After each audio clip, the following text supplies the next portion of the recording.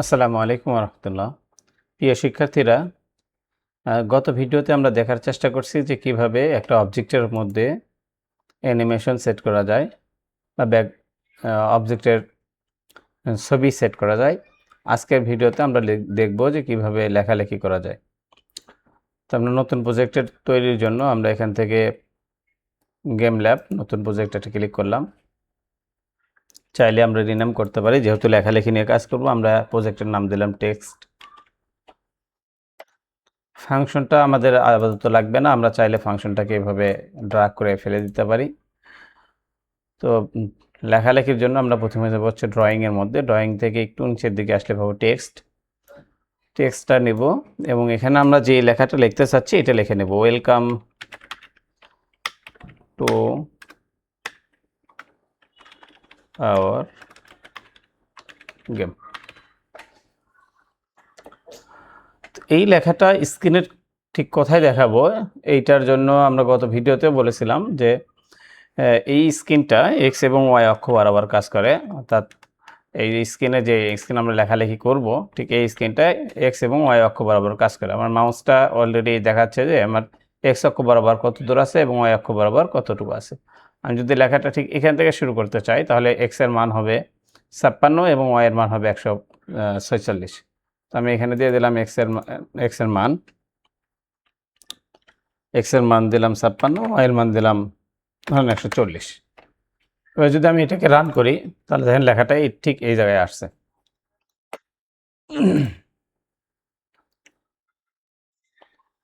তো আমরা এই যে লেখাটা লিখলাম, আমরা এই লেখাটা ছোট করব বা বড় করার জন্য আমরা এই লেখার একটা সাইজ দিতে পারি, কালার দিতে পারি।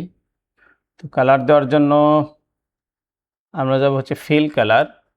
এই যে ফিল কালার, তো ফিল কালার ইয়েলো দিলাম। দেখো এখানে যদি আমি রান করি, তাহলে এই কালারটা এখন আসে নাই। কেন আসে নাই? কারণ আমার লেখার পরে আমি এই কালারটা দিছি। তো এই কালারটা যদি আমি এই লেখাতে অ্যাপ্লাই করতে চাই, তাহলে কি করতে হবে?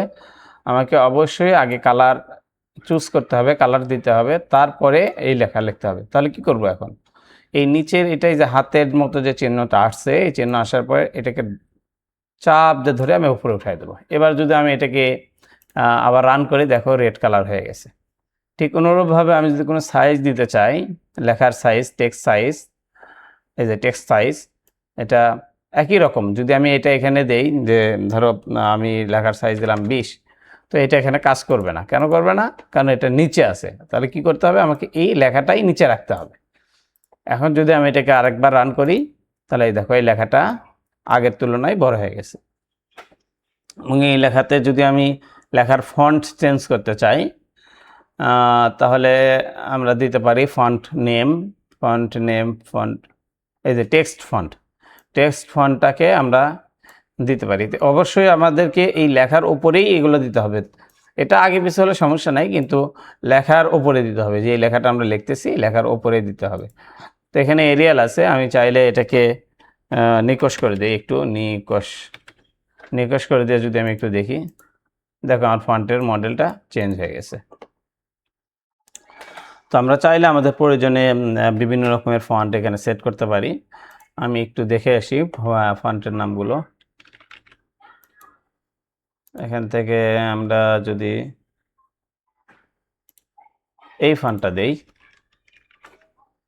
দেখো এই ফন্টের নামটা যদি আমরা এখানে পেস্ট করে দিই, তাহলে আমাদের এই ফন্টটা চেঞ্জ হয়ে যাবে।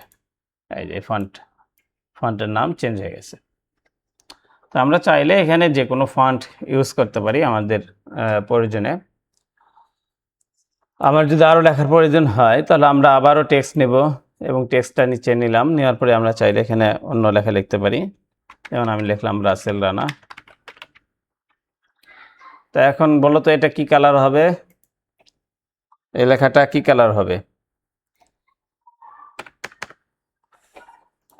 কেউ বলতে পারবা কি কালার হবে এটা?